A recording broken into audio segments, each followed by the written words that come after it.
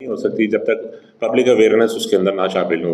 تو ای P R کا ایک بہت بڑا پرنسپل یہ ہے کہ آپ پبلک اویئرنیس اس کے اوپر ضرور کریں. اسی لیے ہم نے ایسوسیشنس کو بھی دعوت دی, مختلف اسٹیک ہولڈرس کو دعوت دی, تاکہ وہ اپنے ممبرس کو بتائیں, اپنے جو جن کے ساتھ ان کا روز کی ڈیلنگ ہے ان کو بتائیں کہ یہ ای ویسٹ کا مسئلہ کیا ہے اور کس طرح یہ بڑھتا جا رہا ہے پاکستان کے اندر. اسی طرح جب ای پی آر پہ ڈیٹیل میں بات ہوتی ہے یا ای پی آر رجسٹریشن بنتی ہے تو اس کی بھی اویئرنیس جنریٹ کی جائے, اور اس میں ہم جو ہمارے اسٹیک ہولڈر ہیں ڈفرینٹ ان کی ہیلپ لے سکتے ہیں. اس میں ایسوسیشن ہوگی, اس میں مینوفیکچررز ہو گئے, اس میں ریٹیلرز ہو گئے, اس میں مختلف اسٹیک ہولڈرز ان کی ہیلپ لی جا سکتی ہے.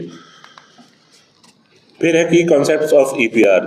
جس طرح پہلا تو ہے شفٹنگ رسپانسبلٹی. جس طرح ہم نے بتایا کہ اینڈ آف لائف جب پروڈکٹ اپنی لائف پہ اپنی اختتام پہ پہنچتا ہے, فار ایگزامپل اے سی ہے یا فریج ہے, جب وہ ری یوز کے قابل نہیں رہتا اور وہ بالکل خراب ہو جاتا ہے, تو اس کی ذمہ داری کنزیومر سے اٹھا کے یا میونسپیلٹی سے اٹھا کے اس کے